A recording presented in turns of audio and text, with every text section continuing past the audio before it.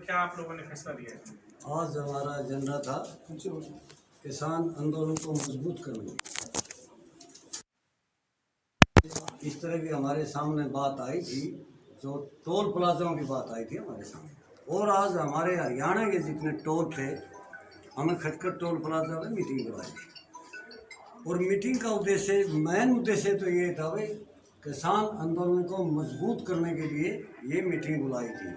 लेकिन थोड़ी थोड़ी जो त्रुटियाँ थी हमारे अंदर टोल प्लाजाओं पर, वो हमने आज पूरी मीटिंग बुला के हमने शामिल कर लिए हैं और सबकी राय लेके और इस मीटिंग में फाइनल कर लिया हमने कि भाई जो यानी हरियाणा के टोल हैं वो मजबूत हों। सभी की राय है भाई, 36 बिरादरी के भाई हों। और जो ये भी फैसला लियागा, जो भाई आ रहे थे सबकी राय से, कि जो ये हरियाणा के टोल इकट्ठे किए हैं यहाँ खटखट टोल पर, ये सीधे तार किसान संयुक्त मोर्चा से जोड़े गए हैं और जोड़े जाएंगे। क्योंकि कोई भी कॉल आती है किसान मोर्चा की, कभी कभी किसी टोल पर कोई कॉल आ जाती थी, किसी टोल पर कोई कॉल आ जाती थी। लेकिन हमारी कमेटियाँ बन गई हैं और बना लेंगे कुछ हम कमेटी, तो सीधी कॉल आएगी और पूरे हरियाणा के टोल उस पर एक्शन लेंगे। दूसरा मुद्दा हमारा ये था, जैसे बस्ताड़ा टोल पर ये हमारा कांड बोलेंगे हम, कांड होया और हमारा भाई शहीद होया। कोऑर्डिनेट अगर हमारा पहले होता और पहले हम ये मीटिंग कर लेते, शायद हमारा एक विश्वास है कि हमारा एक भाई शहीद नहीं होता। हम किसी न किसी तरीके से वहाँ संयम तो हमारा है। और ये टोल प्लाजा भी, ये भी फैसले हुए हैं यहाँ आज हमारे हरियाणा के टोल प्लाजा के जो भाई आए हैं हमारे, जो आदरणीय हैं हमारे, कि वे शांतिपूर्वक आंदोलन करना है। सरकार के हज़ारों हथकंडे इन्होंने हमने फाइल करने हैं। पहले भी सरकारों के हज़ारों हथकंडे हैं, इन्होंने बहुत कुछ उल्टा सीधा बोला, हमें आतंकवादी विकास कुछ भी बोला हो। एक इस पर भी चर्चा है कि भाई शांतिपूर्वक आंदोलन करना है, आंदोलन लंबा कितना चलो, लेकिन जो 3 काले कानून वापिस ले सरकार और एमएसपी पर गारंटी दे। जब तक हम वापिस घर नहीं जाएंगे। रही टोलों की बात, टोलों में जो बात हुई थी भाई, हमारा कम्युनिकेशन जुड़े, पहले टोलों का जुड़े और फिर संयुक्त किसान मोर्चा की तरफ से जुड़े। ये हमारी मीटिंग में बात हुई। कैप्टन साहब, तो ये आपसे अपना परिचय देंगे। कैप्टन क्या? चौधरी संतोष सिंह, अध्यक्ष संयुक्त किसान मोर्चा गुरुग्राम। आज यहाँ जो खटखट टोल पे पूरे हरियाणा के जितने भी धरने हैं, टोल प्लाजा हैं, उनके यहाँ प्रतिनिधिमंडल आए हैं और सभी ने एक कोऑर्डिनेशन कमेटी बनाई है। अभी तक सभी पर मैसेज नहीं पहुँच पाता था, तो जो आज ये कोऑर्डिनेशन कमेटी बनी है, इससे आंदोलन तेज होगा और संयुक्त किसान मोर्चा के साथ समन्वय अच्छा बन पाएगा। अब जो आंदोलन चल रहा है, आज 396 दिन हो गए हैं और पूरे हरियाणा में जितने भी जगह जगह धरने लगे हुए हैं या टोल प्लाजा पे धरने लगे हुए हैं, अभी तक सबका आपस में समन्वय नहीं था। आज ये कमेटी बना के ये तालमेल बनाया गया, कहीं भी किसी भी किसान के साथ अगर सरकार कोई गलत हथकंडा अपनाती है तो पूरा हरियाणा एक साथ वहाँ पर उसके साथ इकट्ठा होता है। अब जैसे बस्ताड़ा टोल में ही हुआ था, बस्ताड़ा टोल पे जो सरकार ने जो कांड किया है, जलियांवाला कांड की यादें ताज़ा करा दी। जो एक अधिकारी है वो लोकतंत्र में आज़ादी के बाद ये पहली बार है जो सरेआम ये कह रहा किसानों के सर फोड़ दो और एक भी किसान बचना नहीं चाहिए जिसका सिर ना फूटे। तो ऐसी घटनाएं फिर ना हो, ताकि हम सब एक साथ मिलकर काम कर सके, उसके लिए आज ये कमेटी बनाई गई है और इससे आंदोलन को बहुत मजबूती प्रदान होगी। और जब तक तीनों काले कानून रद्द नहीं हो जाएंगे और एमएसपी की गारंटी का कानून नहीं बन जाएगा, तब तक आंदोलन चलता रहेगा और इस आंदोलन को और तेज करेंगे। हमारा आंदोलन शांतिपूर्वक है। कितने टोल प्लाजा ने भाग लिया और कितने टोल प्लाजा पर हरियाणा में आंदोलन चल रहा है? और आपने जो इसमें टोल मोर्चा है या जो कोऑर्डिनेशन कमेटी है, ये कितने इसमें मेंबर बनाए हैं और कितने लिए हैं, इसके पदाधिकारी कितने बनाए हैं? आज जो है, चलो प्रधान जी बताएंगे आप। इसमें 18 जो टोल हैं उन्होंने भाग लिया है, और कमेटी हमने एक बनाई है, उनका ना कोई प्रधान बनाया है, जो कि संयुक्त किसान मोर्चा हमारा काम चला रहा है। इसी तरह 18 आदमियों की हमने कोऑर्डिनेट कमेटी बना दी है। प्रधान जो हमारी जहां आगे की जो मीटिंग होंगी करंटली प्रधान बनाया जाएगा, उसके अध्यक्षता में हमारी अगली जो बातचीत होंगी वो चलेंगी। लेकिन सभी कमेटी के भाई एक ही सम्मान के साथ हमने ये कमेटी बना दी है। जैसे संयुक्त मोर्चा में कोई प्रधान नहीं है, कोई नेता नहीं है, सिर्फ 40 सदस्यीय टीम, इसीलिए हमने 18 सदस्यीय कमेटियाँ बना दी। कैप्टन साहब, जी कैप्टन साहब, क्या खास आज जो मेन बिंदु रहे हैं, जो रेजोल्यूशन या प्रस्ताव पारित किया हमने, कौन कौन से रहे हैं जिन पे आपने आज फैसला लिया है? तो मेन सबसे बड़ा तो था कि जो आपस में कम्युनिकेशन गैप था टोलों के बीच में, सभी टोल अपने अपने मुद्दे अलग अलग तरीके से बैठे थे, अलग अलग तरीके से चला रहे थे। किसी के पास किसान संयुक्त मोर्चा की कॉल पहुंचती थी, किसी के पास नहीं पहुंचती थी, कुछ अपने लोकल मुद्दों के हिसाब से भी चल रहे थे। तो ये फैसला लिया गया कि हरियाणा के सभी टोलों की एक बार मीटिंग बुला करके, हमारा भी एक कॉमन एजेंडा है और उस एजेंडे को चला कौन रहा है, किसान संयुक्त मोर्चा जो दिल्ली के अंदर बैठा है। उनकी जो भी कॉल आएगी हम सभी उसी के आदेशानुसार काम करें। इस तरीके से जो है सभी टोलों की यहाँ पर मीटिंग बुलाई गई, एक कोऑर्डिनेशन कमेटी बनाई 18 सदस्यों की, कि भविष्य में अगर किसान संयुक्त मोर्चा को हमारी किसी जो है मदद की जरूरत होगी या हमें अगर उनकी कहीं मदद की जरूरत पड़ोगी तो हम उनसे संपर्क करेंगे, उन्हें अगर हमारी जरूरत होगी तो वो हमसे संपर्क करेंगे। इस तरीके से एक कमेटी का निर्माण किया गया और सारे टोल एकमत होकर के कि इस आंदोलन को अभी मजबूती से चलाना है। जैसे अभी वकील साहब ने कहा कि कई जगह क्या होता है, गिनती में थोड़े लोग बैठे हैं और प्रशासन ये समझता है कि इनको डंडे मार के उठा दो यहाँ से जो है। अब ये भविष्य में पूरा हरियाणा एकजुट है, किसी भी टोल के ऊपर या किसी किसान के साथ किसी भी प्रकार की अगर प्रशासन ज्यादती करता है तो ये 18 के 18 टोल जो है उस जगह पे सक्रिय रूप से वहां पर जाकर के कार्रवाई करेंगे और उसकी मदद के लिए पहुंचेंगे। और दिल्ली की सीमाओं पर एक्शन होता है तो हरियाणा में किस प्रकार की एक्शन देखने? दिल्ली की जो चीजें पहले भी यही बात हुई थी कि किसान संयुक्त मोर्चा, अभी आज मीटिंग है तो किसान संयुक्त मोर्चा जो फैसला लेगा उसके ऊपर, अगर वो ये कहते हैं हम दिल्ली के बॉर्डर पे बैठते हैं तब भी हम उनके साथ खड़े हैं। अगर वो ये कहते हैं कि अगर हम दिल्ली के बॉर्डर खोल दिए जाते हैं और किसान संयुक्त मोर्चा कहता हम आगे जो है कुछ करेंगे, तब भी जो है हम उनके साथ सहमत है। जिस प्रकार के आदेश आएंगे किसान संयुक्त मोर्चा के जो है टोल उसी प्रकार से कार्य करेंगे। तो आज कहाँ देखते हो किसान आंदोलन को? इतने महीने लगभग 10 महीने होने को हैं, 26 को हो जाएंगे, आज किस स्थिति में देखते हो आंदोलन को? एक दफे जो है ऐसा लगा था कि शायद लोग भी समझने लगे थे कि आंदोलन की धार थोड़ी कमजोर होगी। मुजफ्फरनगर की रैली ने दोबारा से फिर जो है इसके अंदर जो है और उसको धारदार बना दिया।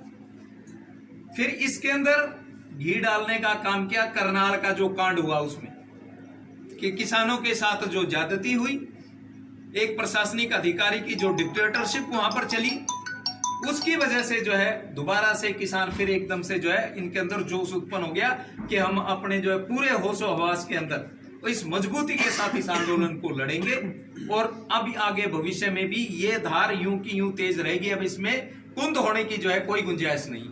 बल प्रयोग होता है किसानों पर वहाँ पे, जैसे करनाल में हुआ, दिल्ली की सीमा पर होता है, उठाने को लेकर कहीं होता है, तो किस प्रकार के कड़े और बड़े फैसले आप लोग ले सकते हो? जो आज इकट्ठे आप लोग एक मंच पर आए हरियाणा के सभी टोल 18, तो किस प्रकार के फैसले लिए जा सकते हैं? यही चीज तो जो है, क्योंकि अगर बल प्रयोग किया जाता है, हमने ये कहा था कि हम शांतिपूर्ण तरीके से आंदोलन के अंदर बैठे और हमारी मांग जो लोकतंत्र के अंदर रखने का तरीका है हम उस तरीके से रखेंगे अपनी मांग को जो है।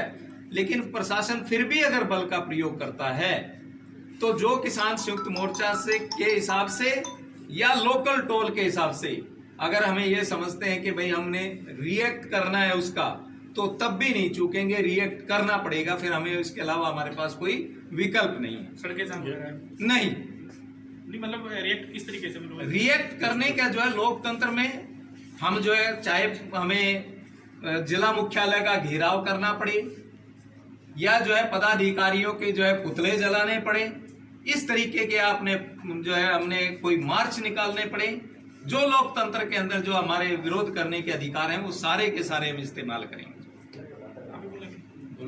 कौन कौन से डिस्ट्रिक्ट आए हैं जी जो इसमें भाग रहे हैं, मीटिंग में भाग लिया है?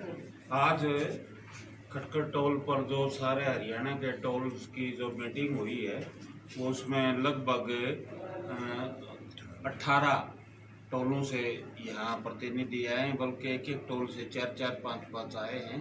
और ये किसान आंदोलन को मजबूत करने के लिए ये आज ये कमेटी तैयार की गई है और इस किसान आंदोलन को मजबूत करेंगे। और इसके साथ साथ संयुक्त मोर्चा जैसे भी आदेश देता है हम उस आदेश पर चल के और अपनी मांगें पूरी करवाएंगे और अब आंदोलन में जीतेंगे।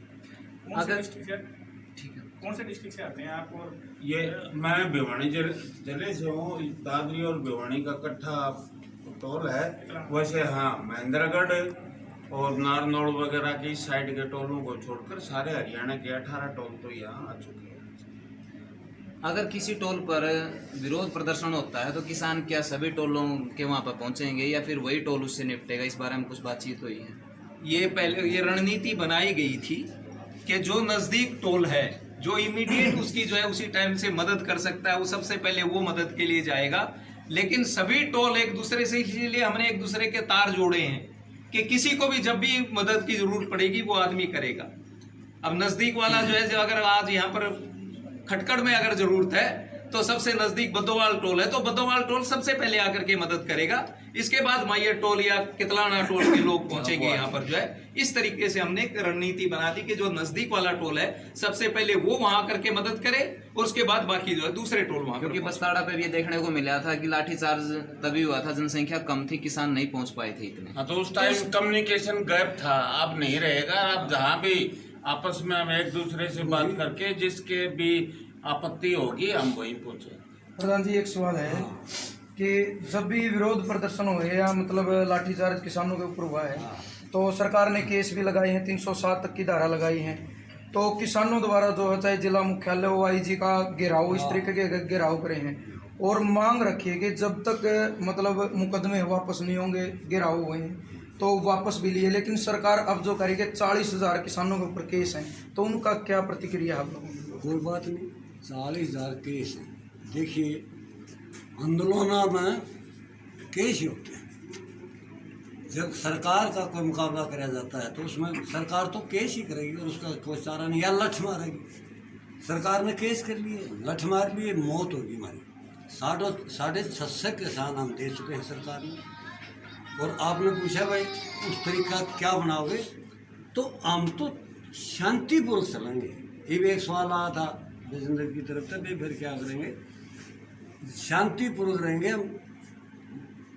पानी मारो, लाठी मारो, गोली मारो, लेकिन उल्टे वापिस जिंदे घर नहीं जाएंगे। ये हमारा ये पूरा संयुक्त किसान मोर्चा का भी ऑर्डर है और हमारे जो हरियाणा के टोल हैं इसीलिए तो आज मीटिंग बुलाई है कि भाई हम सरकार ऐसा काम आज तक हरियाणा में करे नहीं। तो 9.5 महीने कोई भी हमने हानि नहीं पहुँचाई है, एक बेर की हानि नहीं पहुँचाई है, पत्ते की हानि नहीं पहुँचाई है, किसी रेडी वाले की हानि नहीं पहुँचाई है, किसी किस्म की हमने हानि नहीं पहुँचाई है।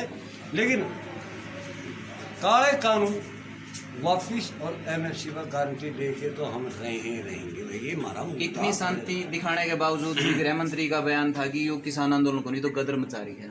ये गृह मंत्री का बयान था जो गदर कया नहीं सुना। जो उस भाई से कोई पूछ से भाई गदर क्या चीज़ होती है, गदर तो सरकार मचा रही है। और फिर हम सेंट्रल सरकार से मांग रहे हैं, हाँ 3 काले कानून तो हरियाणा का तो हरियाणा ही सरकार की तो एक जिम्मेवारी आ गई हमारे ऊपर।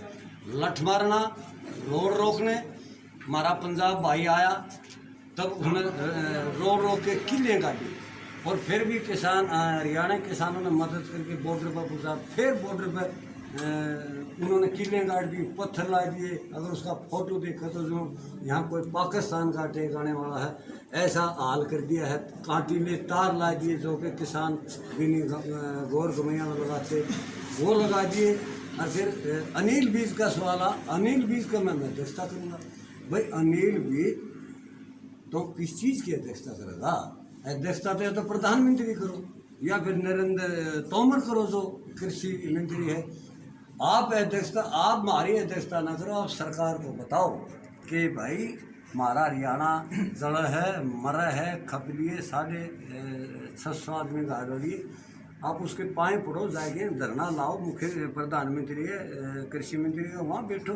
मैं अध्यक्षता किस चीज़ की, हमें 3 काले कानून वापिस ले लो, MSP का गारंटी दे दो, हमारी व्यवस्था हम अपना करा चले जाएंगे भाई, सरकार अपना। एक सवाल सर आपसे, गदर मैं बताना चाहूँगा, गदर कब हुआ था देश में और क्यों हुआ?